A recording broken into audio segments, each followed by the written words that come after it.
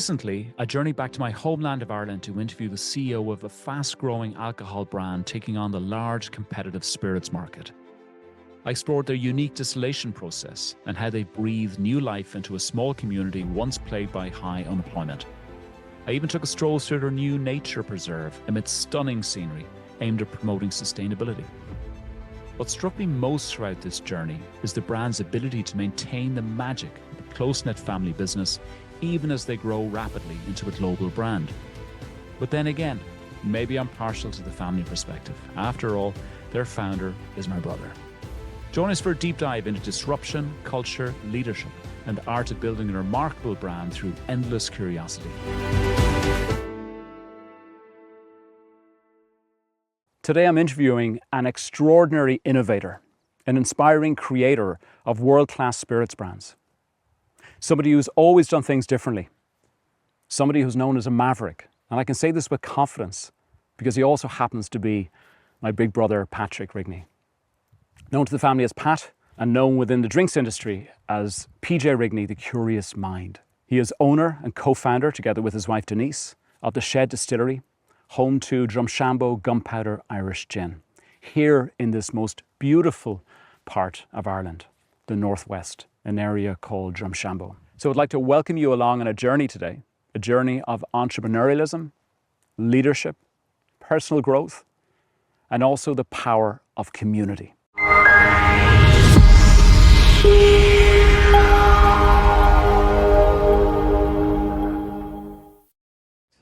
Well, welcome to the On Leadership series at Inside Us. And Pat, thank you for hosting us here at the Shed Distillery in Drumshanbo in Ireland. Delighted to have you here, Vivian. This is a happy first. Yeah, no, great to have you in Ireland and here in the Northwest in Drumshanbo. Which is, we start off with a basic question. Why the significance of Drumshanbo? Why this area for you and your family? What does it represent? Well, originally our parents met here in the village. Mum was working in Arigna on the bookkeeping and accounting side, and our dad was the visiting auditor to check the books, and so there is a connection with the area. But more than that, when we wanted to set up the distillery, the Shed Distillery here, we were looking for a place that had a real sense of community, wild, off the main street, and we found this incredible community here to set our roots and build the brand. And what year did you establish the Shed? We established the Shed in 2014. We opened the doors in 2014 on the winter solstice, which has a significance in Ireland. Which is the 21st of December. So it's essentially the shortest day of the year, but also the beginning of lengthening days and a bright future. And the optimism that goes with that. Yeah, and there was great optimism here when we came to Drumshanbo. We're actually based at a social enterprise. So where we are located is owned by the community, and we lease it from the community, and that was part of the attraction to come here. So we're very much part of the local scene here. Yeah. Tell us a little bit about the village of Drumshanbo and your time here and what you've learned about this community. Well, this is a village of about 850 people, and there's an old Irish word called metal, which means working together, and this village really worked together and punched way above their weight. So they've made certainly myself, Denise, Roisin and the team very welcome here, and we actually feel part of the community. You've also spoken about the community here and the work ethic of the people, that oftentimes people have multiple jobs in this community. Tell us more about that. I think historically, this area in Ireland was not the richest area, and people had to multitask and have many different roles, maybe part-time farming, a part-time job, and God knows what other activities to support their families. And so they have that background, and as a result, they are hardworking, really pulled together, and it makes it a very special place, to be honest, not just in Ireland, but I think anywhere in the world. How did you get into spirits? Well, since I left college back in 1982, I accidentally fell into spirits by joining a drinks company in Ireland, working domestically with many international brands here with Grants of Ireland and Gilbey's, and then moving into Carolyn's Irish Cream and Bailey's Irish Cream for 10 years. So really I've been immersed in that industry for all my career, and it's been a great industry to be in. Yeah, and it's funny that gin represents 95% of your business here, which from an outside perspective, it's interesting that it's gin and not whiskey that is the driver at the Shed Distillery. Tell us more about that and how that's the case. Well, Drumshanbo Gunpowder Irish Gin is essentially our core brand. We are a gin distillery that also distills Irish whiskey, but our focus is Drumshanbo Gunpowder Irish Gin. It's all built out of the journey that the physical journeys as well as other journeys through my life across the world, and bringing that curiosity back here to Drumshanbo to create a brand that we hope competes with the best in the world. Yeah, which is fascinating, and the gin plays homage to international inspiration and travels, as we see with the botanicals, but there's also a deep connection with the community here, and I wanted to ask you, how do you blend those two things? You know, here in rural Ireland, where you've established this global brand, in line with your travels and your own background, what's the through line between both of those things? How do you blend those? Well, when you build a distillery, it's very similar, or build this kind of project, it's very similar to a triathlon. You build the distillery, you make the product, and then you market the product, in our case, onto international markets. And really what you're trying to do is you start with the brand and the story and the narrative, which is built around my curious mind, I guess, having been traveling for so many years, and you bring that back to a sense of place, which we have here in Drumshanbo. So we have a real sense of community, and consumers are looking for brands that have a sense of place, but they're also looking for excitement, and they're looking to be part of the narrative. And we have a very exotic, very interesting brand. And we have to remember that the population of Ireland is just 5 million people. The population of the world is 8 billion. So we need to export in order to make this business a success, in order to sustain the jobs here. The single most important reason that we've managed to be successful thus far, and we need to stay there, is the team, it's the diversity, it's the mix, it's the energy, it's the karma. We don't get it right all the time, but we are very unique in how this team has been put together. They, all the time punch way above their weight, and we also use a technique we call extreme resourcefulness in how we go about our business, and that has led to great creativity, great agility, great speed. Because we are competing with the best in the world from a very small village with relatively small resources. So to be successful, we need to have, the best of all of that, and to be always be outward looking, and to be really connected with our consumers, but also to be connected here with the people in Drumshanbo. It's a high quality brand, unquestionably, and you're secured in that part of the market. That's one of your core focus areas. But you're also highly disruptive, and that's a theme that comes through time and time again. What does disruptive mean to you, and how do you work through your team for that to impact the market? Because you started, I believe you as you mentioned, the company was launched in 2014, or established in 2014, but you launched the gin in 2016. That's not long ago at all, and yet here you are in how many countries, how many continents today? We're in 80 countries around the world, in all continents. I guess when we started, and it's something that's very important and we stay true to, we wanted to create what I call a remarkable brand. And a remarkable brand is a brand that people will instantly remark on when they see it, at an instant, so that they connect with the brand from the very first moment. And that there's different layers to the brand, there's excitement to the brand, there's interest in the brand. But at the end of the day, when they go through the layers, there's something real about it as well as being exciting. So disruption for us is, it's not disruption for the sake of disruption, but disruption to connect and engage with consumers, which is very, it is a bit of an art as well as a science. I mean, there is an element of science, but ultimately it's an art. Otherwise, the larger companies would find it easy to do this. and they'd be doing this on a regular basis, but they find it very difficult to do it. But again, I come back to the team and the way we work together. We stay very close to the market, we stay very close to our customers, and my job is really to absorb all the feedback and hopefully make the good calls, because somebody has to make a call on whatever it is, particularly in relation to the brand. What's the common thread in terms of the personalities that you choose, the diversity that you have, different personalities? Say you don't do Myers-Briggs. There's some sort of secret sauce there in getting people to really want to work here and to be this disruptive in the marketplace, to have grown the brand to 80 countries in a very short amount of time. What is that thing that you look for in bringing people onto your team? Gosh, I mean, it's probably evolved. In the beginning, it was when we started here, unemployment in this area was very high in 2014. It's hard to believe unemployment in this region of Ireland was probably up around 20%. We just come out of the deep crash. So hunger at that time was probably something that we tapped into. People were hungry to work for us. They wanted to work for us. Maybe they've been bounced around a bit. Freedom as well, that they can work with a degree of freedom. But certainly hunger is a big part of it, and willing to get stuck in and willing to grow and develop within the company. We will train people, we will bring them on, but they have to have the right attitude, the right characteristics.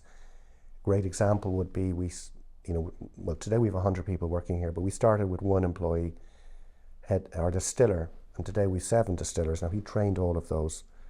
So they had no background in distillation. We have a salesman, we have an electrician. If you go into our marketing area, our marketing head of marketing he doesn't have a marketing background. And if you go into our commercial team, a lot of them don't have commercial backgrounds, but they have great attitudes and they have a great grow to get out there and get things done. So it's an unusual experiment, to be honest with you. It's probably more like a tech company in some ways, but we move fast. Right. And we're always trying to anticipate what's coming next. And we have this phrase, which I picked up from Dell on a visit to Austin. It's not the big versus the small. It's the fast versus the slow, and it's all about speed. And we also don't do a 5-year plan here. We have strategic priorities and we roll them, because if we had a 5-year plan or 3-year plan, by the time we get to the end of the first year, it's completely out of date. So all the time we're watching what's going on. But the team are exceptional and we have extraordinary talent. One thing that's quite unique is because we have a visitors element here, we have hospitality team here who work, welcoming people here on tours, and they bring a totally different set of talents. But they've actually blended very well into some of the core marketing areas as well. So it's the mix from production to finance, back of house, front of house. It's very unusual today to have that mix, whereas in the larger companies you're very much doing one job. Here you get to do many. Right, so one thing that struck me, Pat, when we look at this beautiful map here, the journey of a curious mind. So I was speaking to Mum last week and asking her about you and what you were like when you were a kid.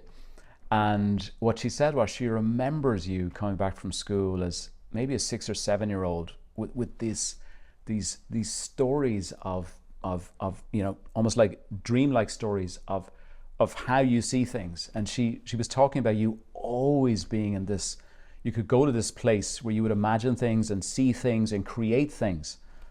And I'm just looking at this curious mind, how you see that. I'm just giving you something Mum told me last week, but how you see curiosity in what you do, but also who you are, Pat. Well, I guess it's it's part of my DNA, I guess, as from an early stage of life, as you mentioned it. To me, it's just normal and it's exciting, and it's seeing possibilities out there, and maybe just marinating on an idea, and then suddenly 3 or 4 things come together and it all seems to make sense. So it means that you're always trying to be present in the moment,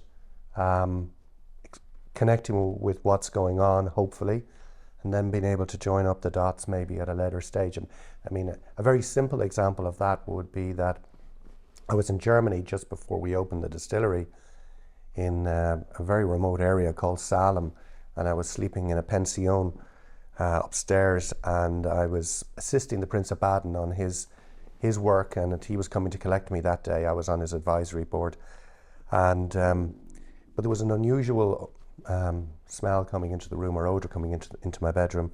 So I came down in the morning, and the lady was in her mid-80s, didn't speak any English, and I beckoned to what was going on, and underneath, she brought me around, and underneath my bedroom was a garage, and in the garage was her husband, who was probably about 90 years of age, but he was distilling underneath my bedroom, which was kind of interesting. So when the Prince came to pick me up, I said, well, this is incredible, this is extraordinary. He said, oh yes, and all of that equipment is made in Markdorf, which is 15 kilometers from here. And he said, would you like to go and see it? I said, I'd love to. So at the end of our work day, we went down to see that place called Arlen Holstein, and they actually built all our equipment here, because I connected with those guys, and they actually have built all our stills, all our equipment, and they've become deep friends. So I think for me, it's just about being in the moment, connecting, and of course, the moment is there, and the moment goes in a fraction of a second. And so you got to capture it. You got to capture it. Yeah. I have a great memory of working in Bailey's, and before the internet and before all the social media and digital marketing, and we used to do a test called the PRS test to measure advertising of magazines. And people would be sitting, flicking through magazines, and you'd want to see that they land on your ad, and how long did they land on your ad for Bailey's or whatever brand it was. And what we learned was, or certainly I learned, was that even with the best advertisement in the world, the eye, because they'd follow the iris of the eye spent less than a second on each advertisement. It was a millisecond, but it was longer on some than on others. And over time, obviously, that built up an impression for that particular brand. So that's how short the opportunities are. The attention span is, The attention span is. Mm-hmm. Yeah. We see the same with social media. You know, whether we drive all of that here with our extraordinary team. You know, we do it ourselves to make sure we're connecting with the consumer. But we know that it's a millisecond, whether they connect with it, they like what we're saying about our brand, or they don't connect with it. Which is interesting, because compared to some big companies with a lot of marketing resources, huge teams, programs, reach and so forth, your social media presence has been unique in a way, and I think your impact from what you've described has been profound in supporting the growth. How do you see getting it right with social media in this day and age, with everything moving so fast, enormous amount of competition and noise out there? How do you connect? Well, I remember actually establishing our Facebook page in 2014, and we got to 200 followers, and I was over the moon. And today, this year we will, on our social media, we will hit over 300 million impressions and close to 25, 30 million engagements. And that's driven by our team here, but we live it. So we live the pulse of our brand. We are very connected to the brand. We live it every day. We meet twice a week, and we have a cracking team. We challenge ourselves, and we are constantly looking to see how we stay in the sweet spot so that our consumer is comfortable with what we're saying to them. So it's never ending. It's every day, it's every second day of a week or whatever that we're on it. And I think it's just about living it. You can't give this to a third party. It's too important. And we can see that the connectivity of our brand is that much higher because we're living it, we're feeling it, and we're feeling it with our consumer. It's just listening to you, it's almost like it's a living entity. How you describe this, it's got to be nurtured, but it's got to be protected, and somehow your team at large, it resonates with them, so it becomes personal for them, right? The brand is personal. It's more than just something on a shelf or an entity.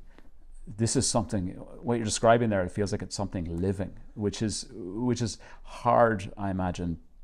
It's hard to land in that place, but it's hard to even connect with that. And I think it does have a heartbeat, and I think the reason we've managed to get to this point is that we live every moment with our consumer, with our customers. We check in with them all the time. And we obviously want to continue to excite them and delight them. And in order to do that, we need to be with them. And at times we need to push them a little bit. But again, it comes back to the team. This is a big experiment. I don't know that it's ever been done before in our industry quite like this. Certainly not in these times. You know, we're a small business and we're competing with the best in the world.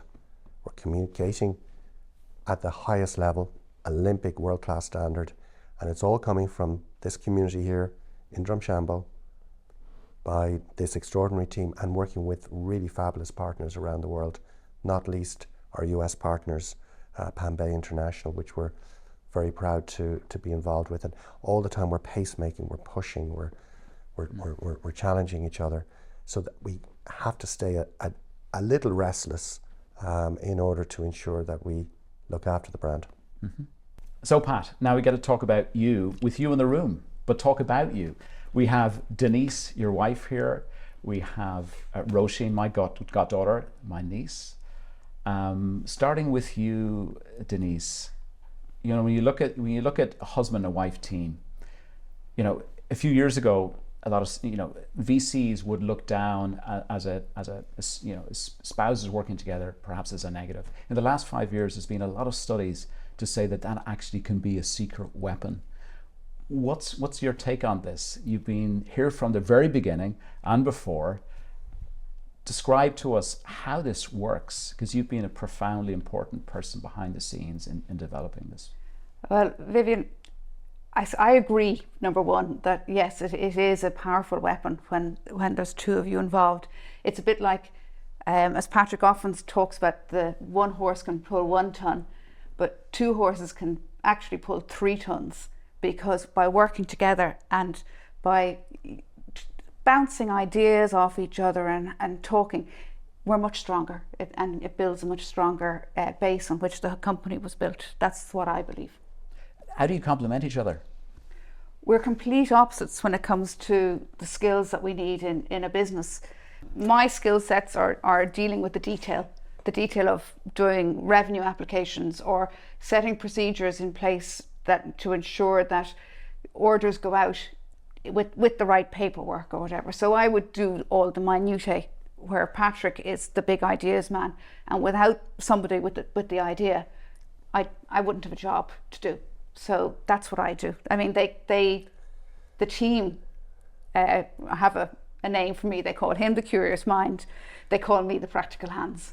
So that's how we complement each other. And Pat, what's your take on Denise and how and how you've operated since the beginning, and also obviously leading up to it? Like, how does it work from your perspective? Yeah, well, it has been a great success, to be honest, and the horse idea is so true. I mean, it's huge support. You know, able to deal in with a lot of issues in a better way than me, more matter of fact, more practical, and I think the two have worked exceptionally well. I mean, it was obviously an experiment in the sense that, would it work?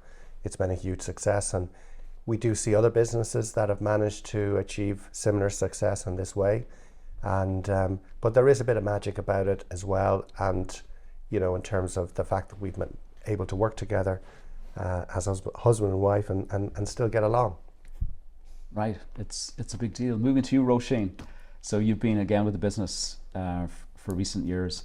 Tell me about, you travel around the world representing Drumshanbo Gunpowder Irish Gin and the other brands. What's the thing that ignites people's interest in this? With all the audiences you go to, I know you go to the US a lot, but also other places. What ignites people to latch onto this, to connect with the brand? From your experiences, what do you see? What do you observe? What do you hear from people? Well, I suppose, like you said, I've been to many different places, but it's the realness, it's the rawness, it's, of course, the beautiful bottle, but it's the passion that kind of passes through your voice when you're talking about it. So, of course, first impressions count in every way possible, and that includes meeting new people and things like that. But the bottle is the first impression of the brand. It's the first impression of yourself when you walk in, really. So from the first handshake when you walk in, you take out the bottle and that's your talking point. But what they're really interested in is the way you're talking about it and how real the brand is, and that it comes from an actual family, an actual person. And we're not just, we're not a big corporate enterprise. We are located in a social enterprise, and we are a really small team. And as Pat has mentioned before, or my dad as well, you could say, but we are extremely resourceful, and you aren't just doing one job during the day. You're not just social media, you're not just giving tours in our beautiful visitor experience here. You're doing everything, and I think that really passes through when you're kind of explaining what the brand is really about. And that passes through to the consumer, to the wholesaler, to the importer, to the distributor, whoever you're talking to, and they feel it. And I think it's a great feeling, and it's quite magical, to be honest. And I know Pat will probably touch on it later, but there's something spiritual about the place and about the brand. And I know that might sound maybe a bit different, but it's absolutely true. And everything I feel like Pat touches, it becomes this kind of spiritual element that connects people. And I really think it's something special, and people get that straight away. And yeah, I don't really know, like, you have to feel it and you have to kind of live it to get it. Right, I can see it in your face, it comes through you as Yeah. well. So Pat, you've created something very family oriented here with all those things we discussed earlier. How do you do that at scale? Well, we've a very eclectic bunch of people working in this team, and we're very proud to have them. How on. many nationalities do you have here now? Nationalities? Probably about 5 or 6 different nationalities. But what the common thread is their energy, their interests. They want to improve themselves. They want to do better, and it comes from within. Once they have those characteristics, it's then very easy for us then to work with those individuals to get the best out of them, for them to be the best they can be. But hiring the right people with the right attitude, to be honest, is the critical bit, and to have that good karma, that you don't have negative people on the team taking energy out. So it's all about putting energy in, and obviously to support people if they're having a bad time, which is normal, and we do our best to support people if they are having a difficult time. But overall, it's the character of the people that are on the team. Can I just say, it's also about giving them a voice that they're listened to. So if they have a great idea, or if they have a way of wanting to do something, they have the opportunity, because our doors are never closed. So they have an opportunity to come, whether it's a member of my team or a member of Pat's team. They can go and they can talk to him and get an idea brought forward or otherwise. So it works both ways, that there's two-way communication all the time. It's not just people being told what to do. It's get them, they also have the opportunity to come and offer some ideas. Before we started this interview, I remember I was walking with Pat through the visitor experience here, and he's pulling out the drawer to make sure it's shown in the right way. Like, attention to detail seems to be something that's really important here. And I think when you walk through this experience, the attention to detail it's everywhere, and it's so different to what's normally the case. Something that's bland or something that's typical, it's untypical. But that comes down to everything that you've done. Yeah, I mean, everything I've done, but the team now are doing it also innately. So there is real soul here, but it's the attention to detail. It's that last 1% or half of 1% is what makes the difference at the end of the day.